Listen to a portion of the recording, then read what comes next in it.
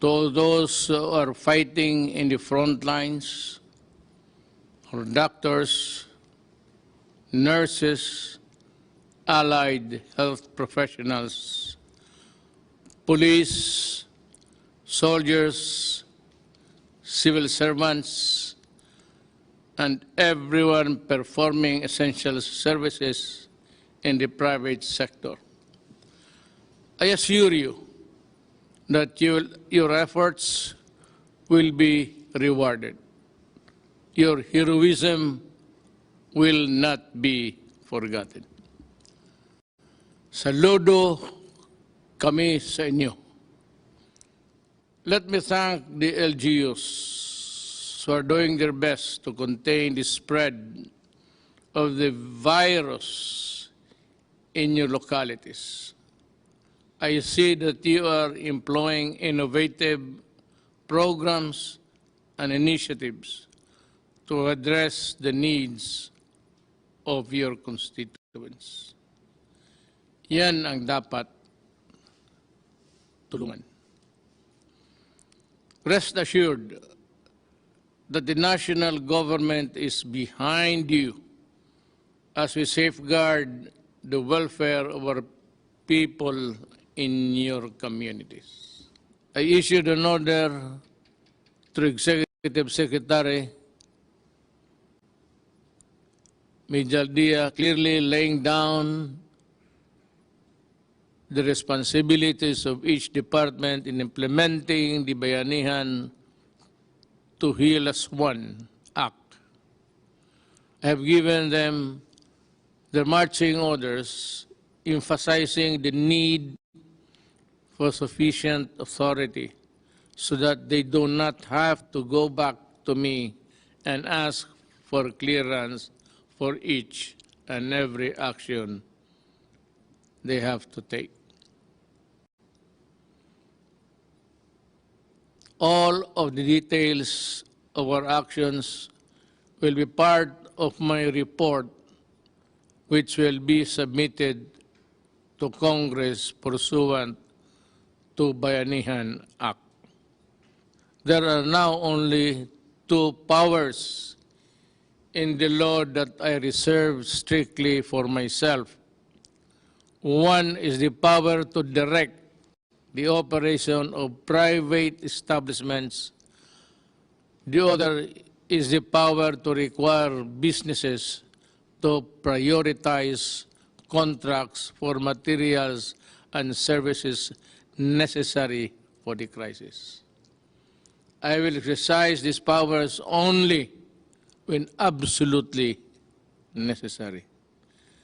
The government is now taking action and undertaking several key measures to overcome and recover from the effects of this pandemic. These measures have three main priorities. First, providing emergency assistance to affected sectors. The second, securing facilities for resources for the health sector. And third is performing fiscal and monetary action for the economy. First, the government is now launching the largest and widest social protection program in our country's history. Pinakamalaki itong tulong ng ibibigay ng gobyerno sa mamamayan. Sa history natin, nagkaroon ng problemang ganito. To make up for the loss of economic opportunities due to quarantine measures in the place of COVID-19. We have allotted 200 billion pesos for low-income households who are badly affected by the current crisis.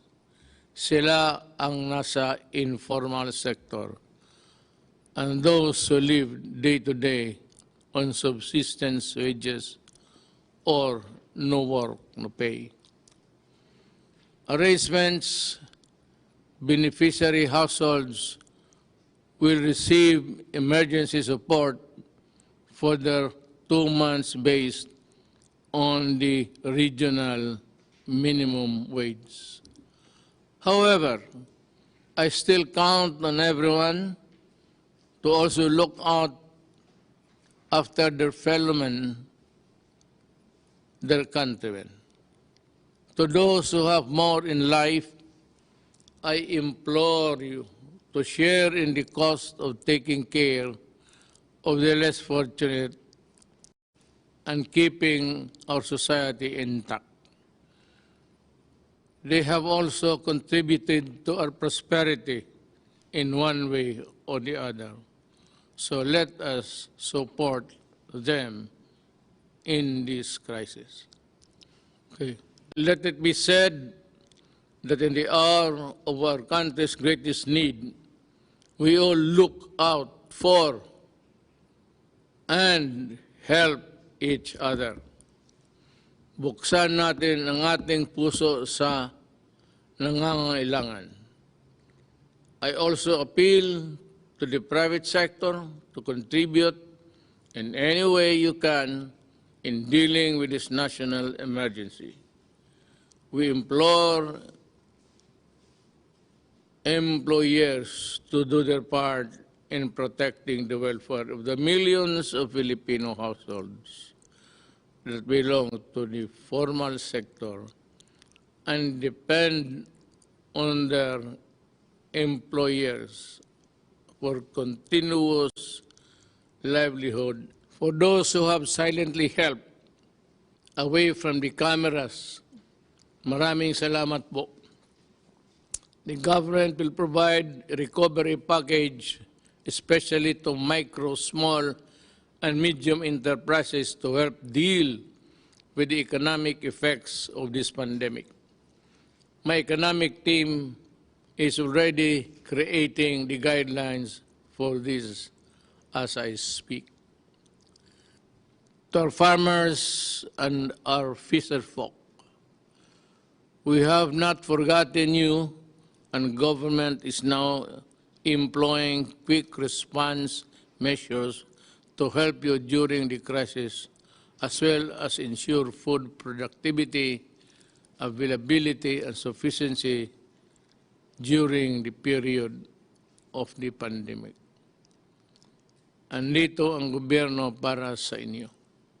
The government is also ensuring the unhampered flow of cargo and their workers to maintain the continuous and steady supply of food, goods, and other essential supplies and items.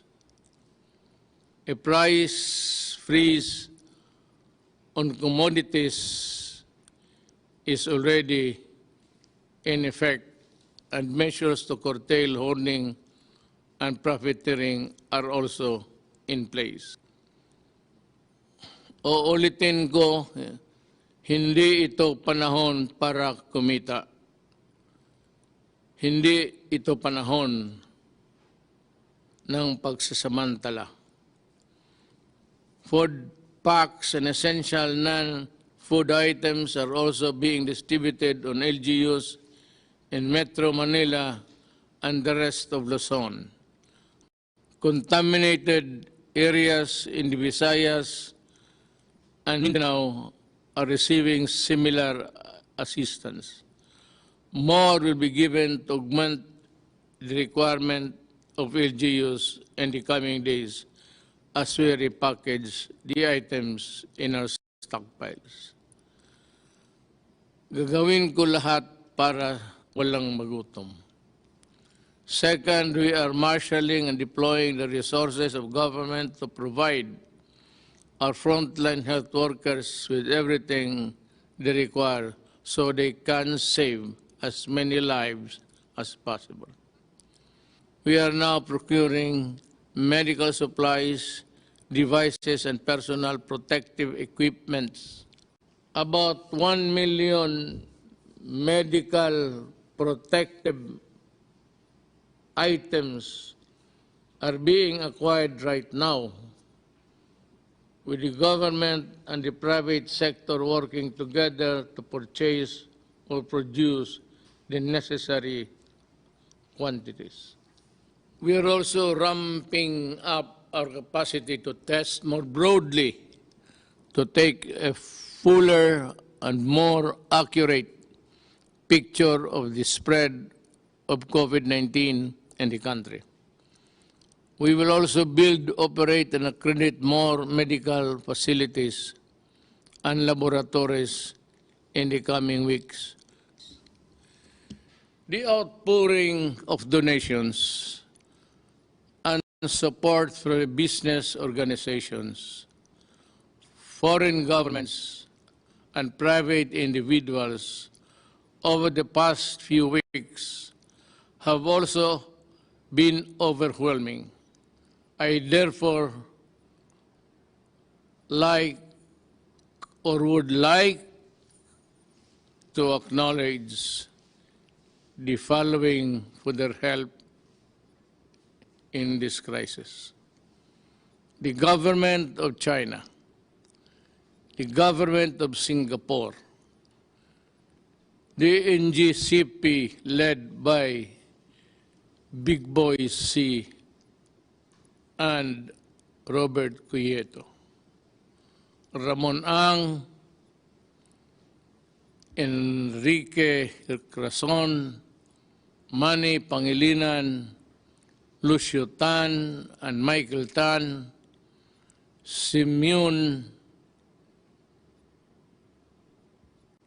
Heo of Shop, Philippines, Century Peak Corporation, Gutianon Yap, Udema Foundation of Dennis Oy, also Robert Singh, Archie Po, yung who suffered a loss, mga buhay niya, empleyado niya, pati yung aeroplano na crash on a evacuation mission to Japan.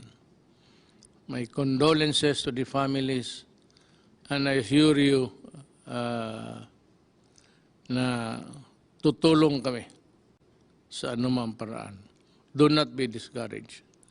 PAGCOR headed by Andrea Domingo, the World Health Organization, Mammoth Foundation, China, Jack Ma, Seriaco Lopez, Global Fund America Cares Foundation, UNIFPA, Aboitiz Foundation, D&L Corporation, Golden Tupper, Lander Superstore, Unilab Foundation, Alliance Global, Philippine Disaster Resilience Foundation, Temasek Foundation, as well as the countless others who have sent their assistance in our time of need. In behalf of the Filipino people, I thank you and your compassion and your generosity and my personal gratitude. Mahal kong mga kababayang Pilipino, nasa ikatlong linggo na tayo sa ating crisis na hinaharap.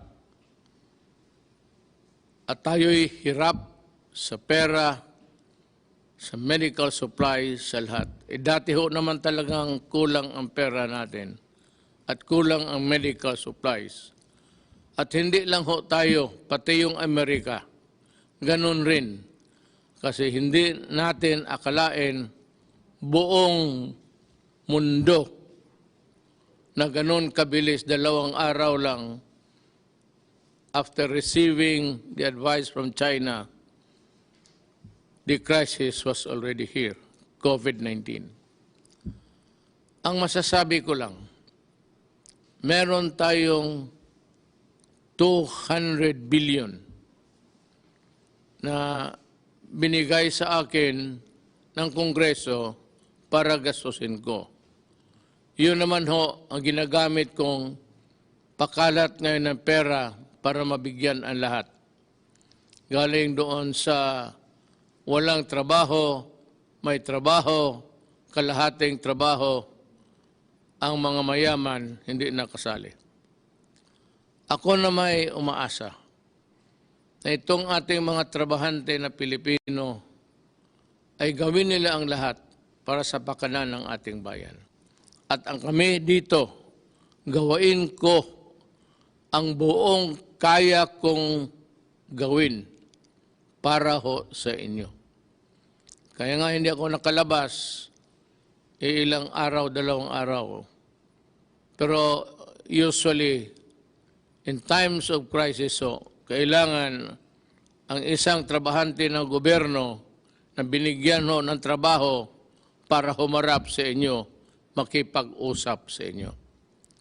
Ito ho ang garantiya ko. Ginagawa namin ang lahat ng makakaya namin. May mga doktor na, mga nurses, attendants na matay. Sila yung nasawi ang buhay para lang makatulong sa kapwa. Napakaswerte nila. Namatay sila para sa bayan. Yun ang dapat, ang rason na bakit tayo mamatay. Huwag tayong mamatay sa ibang rason na sagasaan ka lang at wala ka namang ginawa.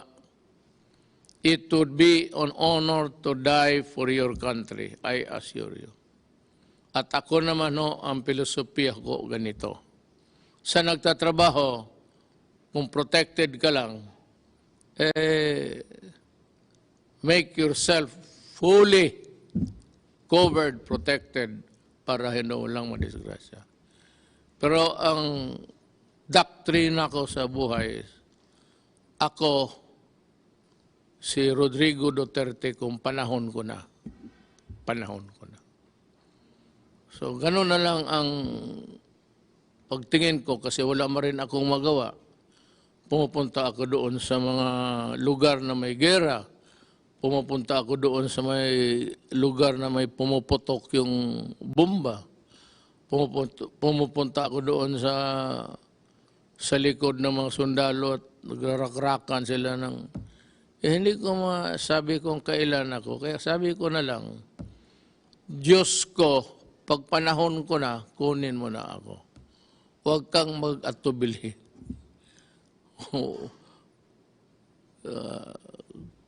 Bahala ka na.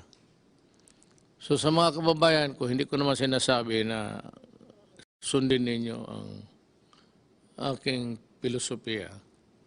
But somehow, let the thought comfort you that I really worry about you. That I worry that you will not be able to reach an old age with your children and grandchildren.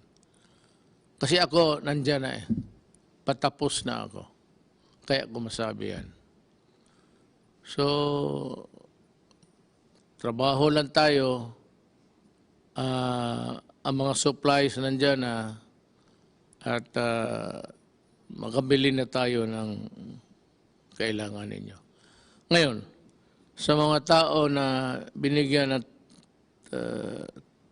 people task of distributing the money, distributing the food, distributing the relief goods, kindly do it. I use the word to a T. Kung hindi nyo naintindihan yan, mag-research kayo.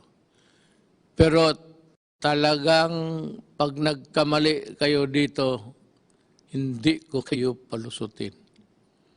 I will see to it, even tomorrow, if I discover some embezzlements, some hoarding there, at dinadivert yung pagkain sa mga tao na dapat hindi sa kanila, you better think. I am not a cruel man. Pero kung may report ang pulis, I will order your detention hanggang matapos itong COVID-19. Sabi ko, wag ngayon. Wag na wag kayong mandaya, mangurakot, at taguin yung mga pagkain at yung iba hindi bigyan kasi you know, people sometimes think that they own whatever they receive from government. This is not yours. Neither is it mine. Pero kung mamuliti ka tapos makabalitaan ko na yun ang nagawa mo, I will suspend you ora mismo. And for those who are really absconding the money, I will detain you, I said. And maybe I will release you pagkatapos ng COVID. Hindi ako nananakot. Nagpapasalamat ako sa buong lahat ng aking mga doktor who are honest, at talagang natatrabaho. Sa inyo po, personal kong gratitude na hindi mabayaran ng pera. Ang papasalamat rin ng taong bayang Pilipino. Salamat po. At ako'y regularly magkipag-usap sa inyo until this crisis is over. Huwag kayong matakot ngayon. Huwag na huwag kayong matakot kasi sabi ko may pera ako at kung meron man ang palpak-palpak dyan, kunti, ayusin namin yan. Ayusin ni Lorenzana yan, the implementor, pati ni Anyo sa DILG. Ato si Galbeso, puro military na yan sila. At as a matter of fact, ganito, lahat ng kontribusyon, lahat, ibigay mo doon sa opisina na set up ng task force. At